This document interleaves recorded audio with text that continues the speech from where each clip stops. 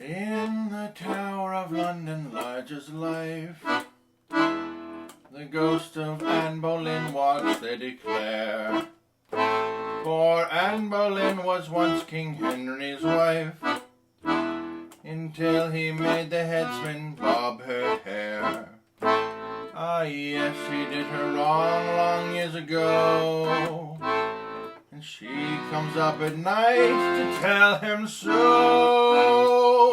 With her head tucked underneath her arm, she walks the bloody tower. With her head tucked underneath her arm at the midnight hour.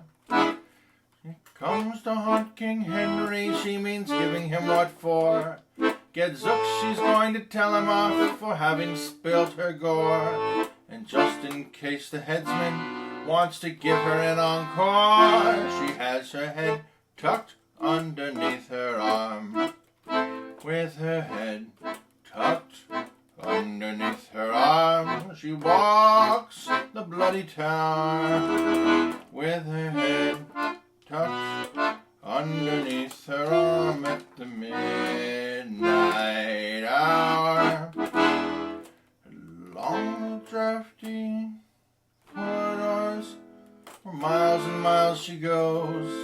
She often catches cold, poor thing, it's cold there when it blows.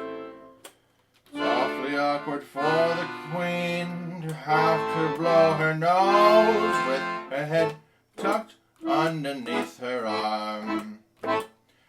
Sometimes the gay King Henry gives a spread for all his gals and pals, a ghostly crew. The headsman carves the joint and cuts the bread, and in walks Anne Boleyn to queer the do. She pulls her head up with a wild war whoop.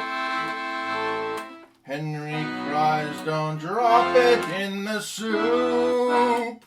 With her head tucked underneath her arm, she walks the bloody tower. With her head tucked underneath her arm at the midnight hour. One night she caught King Henry, he was in the canteen bar. Said he, are you Jane Seymour, Anne Boleyn, or Catherine Parr? Well, how the sweets and fairy, and do I know who you are? With your head tucked underneath your arm. With her head tucked underneath her arm, she walks the bloody tower. With her head tucked underneath